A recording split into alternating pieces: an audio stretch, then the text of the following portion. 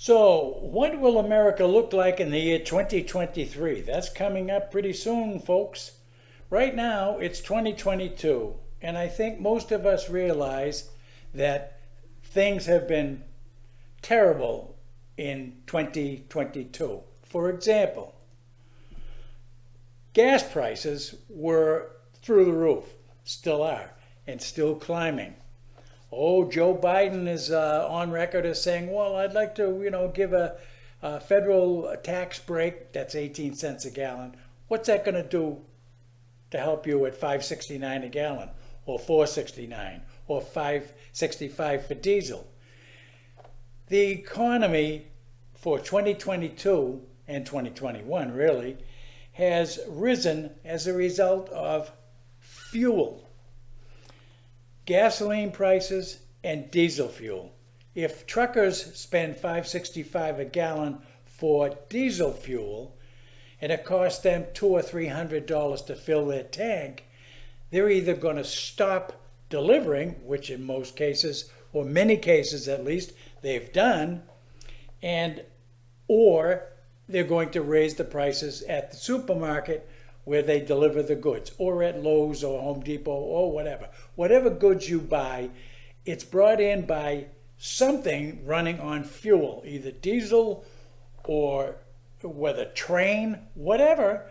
They all burn fuel. Airplanes, they burn, or as Trump says, aeroplanes, they all burn some kind of fuel. So the cost of everything rises from the cost of fuel. 2022, that's the year where we've all seen prices go from $1.79 in North Carolina for gasoline up to now $4.65 in North Carolina. Other places like California, they're touching $10 a gallon. A gallon of gas, $10. Nobody can afford that. The poor can't afford it, that's for sure. And the middle class certainly can't afford it. Interest rates, that's another thing. The government, who are full of Marxists and communists right now, they hate America. They hate you. And they want to subdue you, keep you home. They want to keep you from visiting your family and friends on holidays. How do they do that? Escalating fuel costs and then commodities, and food prices are up 40% in 2022. So is there any hope at all for 2023? The answer is yes, and I'll get to that in a minute. Now they've raised, these Marxists, anti-capitalists, they don't want the average person to go out and buy a home. I mean, after all, the prices of homes have been escalating because interest rates were so low. So let's jack up the interest rate so high that people will stop buying homes and can't afford to buy homes. And interest rates going up on credit cards, minimum 20%, and they're reaching for 35%, just so you know. So maybe it's better, you'd be better off to start saving some money while this is going on. And let's hope that 2023 turns out the way I think it could turn out. If perchance in November of 2022 the GOP or Republican Party gains control over the House, Congress, and of the Senate, that would be a terrific advantage for America. And why do I say that? Well, first of all, the president can perform what's called a veto. If the Senate, for example, says, okay, we want to open the pipeline from Alaska to the United States, reopen it, and they have voted, and president can veto that, meaning the Republican Senate loses. But to override a veto, the Senate needs to have 67 Republicans to override a veto. So 67 seems to be the magic number, 67. And if Congress flips from Democrat to Republican, GOP, then we have a great chance of recovery for the Alaskan oil pipeline. So what does that mean? The Alaska pipeline was closed by Biden, as we know. From that was his first day in office, I believe. From that day forward, the gas prices went from, in North Carolina where I live, $1.79 a gallon, and diesel was $2.23 a gallon.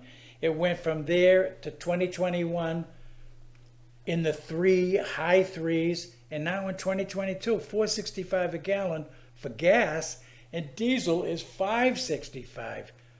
Truckers can't afford to fill their truck without passing it on to you. You have to remember this. Businesses don't pay tax increases. You pay. Businesses get a tax increase from the government, then the price of their commodities go up.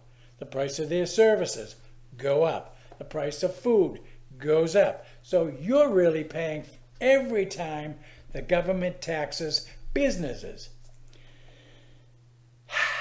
Frustrating, believe me.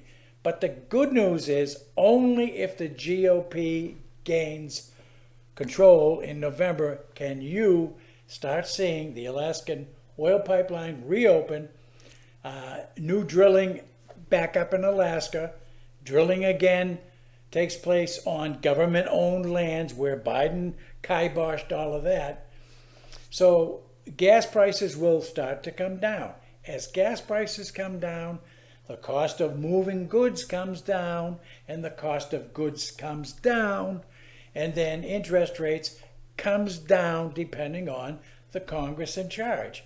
Democrats love to tax you to death, and the Marxists, BLM movement, communists that have taken over a good portion of the government, they want to keep you, again, locked into your house, keep you from traveling.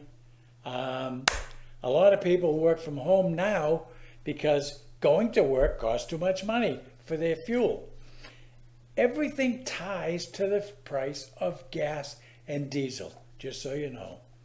Okay, so that's the good news, is only if the GOP can possibly